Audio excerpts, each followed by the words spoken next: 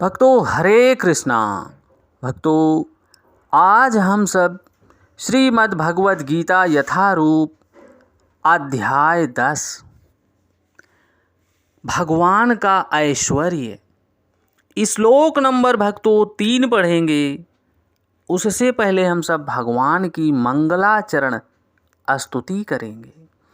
ओम अज्ञानतिमिरन्धस्य ज्ञानांजनशलाकया चक्षुर्मिलितं येन तस्मै श्री गुरुवे नमः। श्री चैतन्य मनोभीष्टं अस्थापितं येन भूतले स्वयं रूपः कदा मह्यं ददाति स्वपदान्तिकम्। वन्देऽहं श्रीगुरुः श्रीयुतपदकमलं श्रीगुरून् वैष्णवश्च श्रीरूपं साग्रजातं सहगण रघुनाथवन्दितं तं सजीवं साद्वैतं सावधूतं परिजनसहितं कृष्णचैतन्यदेवं श्रीराधाकृष्णपादान् सहगण ललिता श्रीविशाखान्वितांश्च च। हे कृष्ण करुणा सिंधु दीनबंधु जगतपते गोपेश गोपिका कांत राधा कांत नमस्तुते। तप्त कांचन गौरांगी राधा वृंदावनेश्वरी वृषभानुसुते देवी प्रणममि हरिप्रिये। वाञ्छाकल्पतरुभ्यश्च कृपा सिन्धुभ्येव एव च पतितानां पावनेभ्यो वैष्णवेभ्यो नमो नमः। जय श्री कृष्ण चैतन्य प्रभु नित्यानंद श्री अद्वैत गदाधर श्री वशादि गौर भक्त वृंद। नमः ओम विष्णुपादाय कृष्ण पृष्ठाय भूतले श्रीमते भक्ति वेदांत स्वामिन इति नामिने। नमस्ते सारस्वती देवी गौरवाणी प्रचारिणे निर्विशेष शून्यवादी पाश्चात्य देश तारिणे। नमो महावंदाय कृष्ण प्रेम प्रदायते कृष्ण कृष्णाय चैतन्य नामने गौरताविषे नमः। नमो ब्रह्मांडाय दावाय गौ ब्राह्मणाय हिताय च जगद्धिताय कृष्णाय गोविंदाय नमो नमः। हरे कृष्णा कृष्ण कृष्णा हरे हरे हरे रामा राम रामा हरे हरे। भक्तों हम सब आज श्री भगवान ऐश्वर्य अध्याय 10 का श्लोक नंबर भक्तों 3 पढ़ेंगे। कृपया आप सब ध्यान देना। यह माम अजम अनादिम च वेति लोक महा ईश्वरम असम्मूढ़ा सह मतर्ययेषु सर्व पापेह प्रमुच्यते। भक्तों मैं एक बार दोबारा पढ़ रहा हूँ, कृपया आप सब ध्यान देना। भक्तों यो माम अजम अनादिम च वेति लोकम महाईश्वरम असम्मूढ़ा सह मतर्ययेषु सर्व पापेह प्रमुच्यते। भक्तों यहाँ पर भगवान स्पष्ट कर रहे हैं, जो मुझे अजन्मा अनादि समस्त लोकों के स्वामी के रूप में जानता है, मनुष्यों में केवल वही मोह रहित और समस्त पापों से मुक्त हो जाता है। भक्तों यहाँ पर भगवान श्री कृष्ण सबसे बड़ी बात बता रहे हैं भक्तों कि जो मुझे यानी जो मनुष्य मुझे अजन्मा अनादि समस्त लोकों के स्वामी के रूप में जानता है, मनुष्यों में केवल वही मोह रहित और समस्त पापों से मुक्त होता है। भक्तों यहाँ पर भगवान ज्ञान प्रकाशमय बातें हम सब बद्ध जीवों के लिए भगवान अपनी वाणी के माध्यम से, अपने शब्दों के माध्यम से भक्तों छोड़ गए हैं कि ताकि हम सब कलियुगी मनुष्य किसी ना किसी गुरु परंपरा के माध्यम से इन शास्त्रों का श्रवण करके अपने जीवन को सुखमय बना सकते हैं और भगवान श्री कृष्ण का दर्शन प्राप्त कर सकते हैं। और भक्तों यहाँ पर जगत गुरु स्वामी श्रील प्रभुपाद स्पष्ट कर रहे हैं भक्तों, जैसा कि 7वें अध्याय में श्लोक नंबर 3 में कहा गया है, मनुष्याणाम सहस्रेषु कश्चित् ददाति सिद्धये।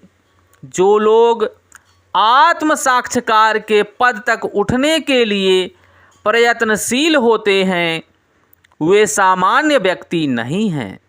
वे उन करोड़ों सामान्य व्यक्तियों से श्रेष्ठ हैं जिन्हें आत्म साक्षात्कार का ज्ञान नहीं होता, किंतु जो वास्तव में अपनी आध्यात्मिक स्थिति को समझने के लिए प्रयत्नशील होते हैं उनमें से श्रेष्ठ वही है जो यह जान लेता है कि भगवान श्री कृष्ण ही भगवान हैं, प्रत्येक वस्तु के स्वामी हैं तथा अजन्मा हैं। सबसे अधिक सफल आध्यात्म ज्ञानी है वह मनुष्य जब वह भगवान की परम स्थिति को पूरी तरह समझ लेता है। उसी दशा में वह समस्त पाप कर्मों से मुक्त हो पाता है। भक्तों देखो, यहाँ पर जगत गुरु स्वामी श्रील प्रभुपाद भगवान के बताए हुए श्लोक के माध्यम से उन्होंने स्पष्ट कर दिया है कि मनुष्य जब भगवान श्री कृष्ण की परम स्थिति को पूरी तरह समझ लेता है उसी दशा में वह समस्त पाप कर्मों से मुक्त हो पाता है। भक्तों यहाँ पर भगवान को अज अर्थात अजन्मा कहा गया है, किंतु वे द्वितीय अध्याय में वर्णित उन जीवों से भिन्न हैं जिन्हें अज कहा गया है। भगवान जीवों से भिन्न हैं क्योंकि जीव भौतिक आसक्ति से जन्म लेता है तथा मरते रहते हैं। बद्ध जीव अपना शरीर बदलते रहते हैं, किंतु भगवान का शरीर परिवर्तनशील नहीं है। भक्तों यहाँ तक कि जब वे इस लोक में आते हैं तो भी वे उसी अजन्मा रूप में आते हैं। इसलिए चौथे अध्याय में भी कहा गया है कि भगवान अपनी अतरंगा शक्ति के कारण अपराशक्ति माया के अधीन नहीं होते, अपितु पराशक्ति में रहते हैं। इस लोक के वेत्ति लोक महेश्वरम शब्दों से सूचित होता है भक्तों कि मनुष्य को यह जानना चाहिए कि भगवान श्री कृष्ण ब्रह्मांड के सभी लोकों के परम स्वामी हैं, सभी कारणों के कारण हैं, परमपिता परमेश्वर अथवा पितामह हैं। भक्तों वे सृष्टि के पूर्व थे और अपनी सृष्टि से भिन्न भी हैं। सारे देवता इसी भौतिक जगत में उत्पन्न हुए, किंतु भगवान श्री कृष्ण अजन्मा हैं।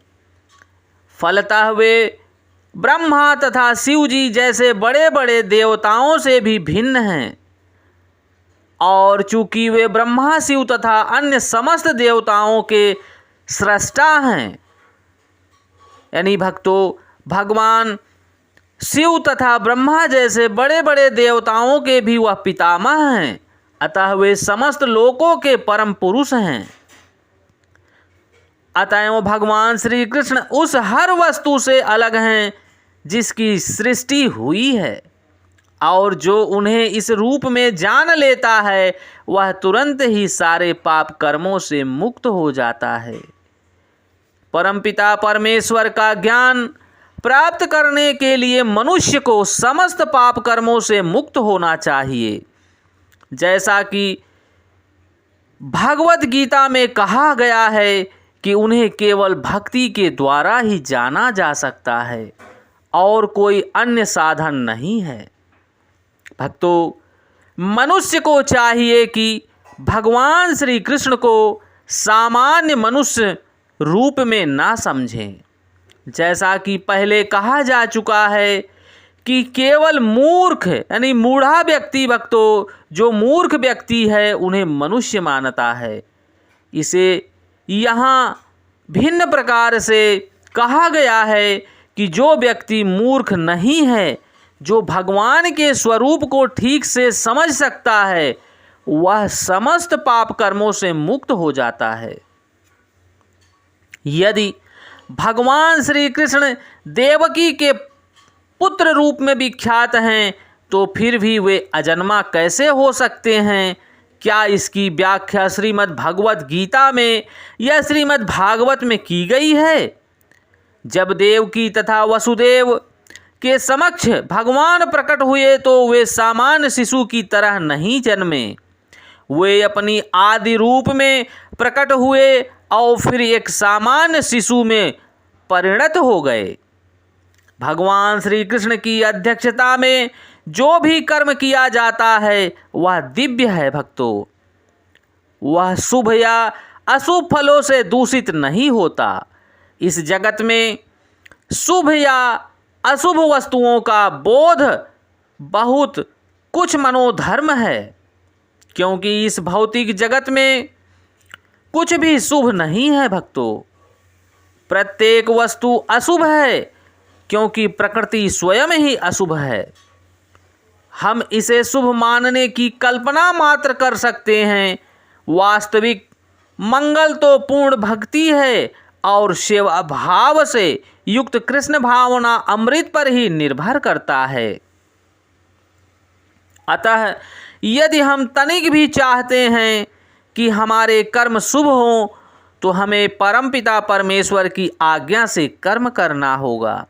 ऐसी आज्ञा श्रीमद् भागवत तथा श्रीमद् भगवत गीता जैसे शास्त्रों से या प्रमाणित गुरु से प्राप्त की जा सकती है। भक्तों, चूँकि गुरु भगवान का प्रतिनिधि होता है, अतः उसकी आज्ञा प्रत्यक्ष परमेश्वर की आज्ञा होती है। गुरु, साधु तथा शास्त्र एक ही प्रकार से आज्ञा देते हैं। इन तीनों स्रोतों में कोई विरोध नहीं होता भक्तों। इसी प्रकार से किए गए सारे कार्य इस जगत से शुभाशुभ कर्म फलों से मुक्त होते हैं। कर्म संपन्न करते हुए भक्त को दिव्य मनोवृत्ति वैराग्य की होती है, जिसे संन्यास कहा जाता है। जैसा कि श्रीमद् भागवत गीता के 6 अध्याय के प्रथम श्लोक में भी कहा गया है भक्तों, जो भगवान का आदेश मानकर कोई कर्तव्य करता है और जो अपने कर्म फलों की शरण ग्रहण नहीं करता, अनाश्रिता कर्म फलम, वही असली सन्यासी है। भक्तों, हमें अपने सभी कर्मों का फल भगवान को अर्पित करते हुए आगे बढ़ना चाहिए।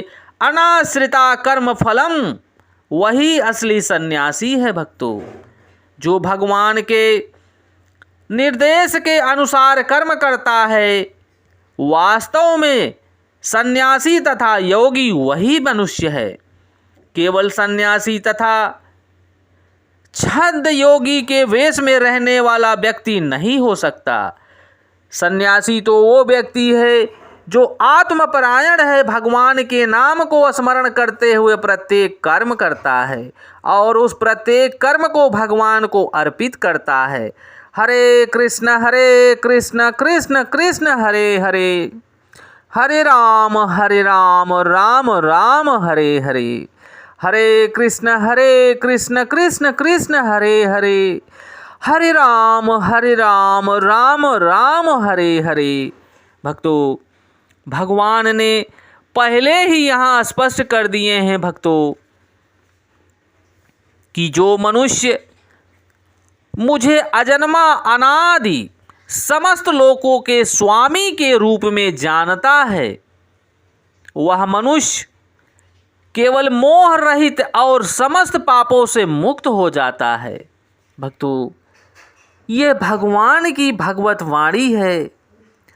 हम सबको अपने भाई बंधु प्रेमी जनों सखाओं तक और उन बद्ध मनुष्य जीवों तक पहुंचाने की कृपा करनी है, ताकि भगवान उनका कल्याण करें। वो लोग भगवान से जुड़कर सुखपूर्वक जीवन बिताकर इस धरा से जब भी जाएं तो भगवान को स्मरण करते हुए जाएं और भगवान का दिव्य दर्शन प्राप्त करें। भक्तों, जय श्री कृष्णा।